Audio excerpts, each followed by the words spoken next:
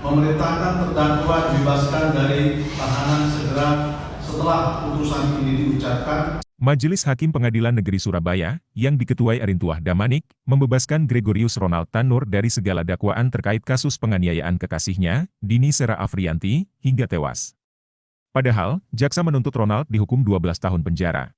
Vonis bebas anak anggota DPR dari PKB, Edward Tanur, itu mengagetkan banyak pihak.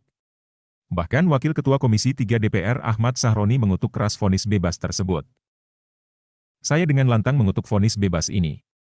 Terlebih sebagai pimpinan Komisi 3 DPR yang membidangi hukum dan HAM, saya merasa sangat malu dengan putusan tersebut, rusak penegakan hukum kita, ujar Sahroni dalam keterangannya, Rabu, 24 Juli 2024. Kasus ini kan bukti-buktinya sudah jelas, rekamannya ada, korban sampai meninggal, masa iya pelakunya bebas?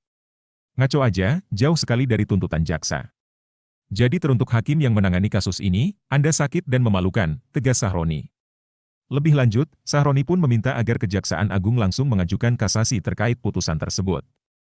Ia juga meminta Komisi Yudisial memeriksa para hakim yang mengadili perkara ini, karena diduga terdapat kesalahan atau kecacatan proses.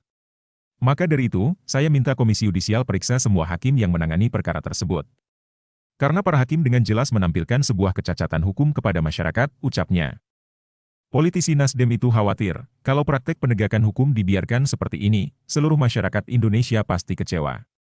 Masyarakat jadi pesimis dengan penegakan hukum di negeri ini, apalagi terkait dengan kasus yang melibatkan orang berkuasa dan berpunya. Sahroni juga menyoroti posisi Ronald sebagai anak dari anggota DPR dari PKB, Edward Tanur. Sementara, dalam amar putusannya, majelis menyatakan Ronald dinilai tidak terbukti melakukan tindak pidana sebagai yang didakwakan oleh jaksa penuntut umum.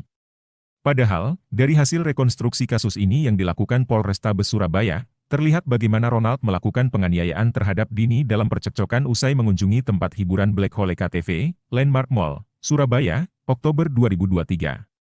Di dalam lift menuju basement parkir, Ronald menendang kaki dan memukul kepala Dini dengan botol miras sebanyak 2 kali. Keluar lift, Dini kemudian terduduk di samping kiri mobil Ronald. Dini kemudian terseret sejauh 5 meter ketika Ronald melanjutkan mobilnya.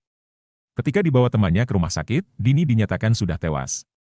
Dokter yang memeriksa kondisinya kemudian menyatakan kematian janda asal Sukabumi itu tidak wajar. Download Tribun X sekarang, menghadirkan lokal menjadi Indonesia.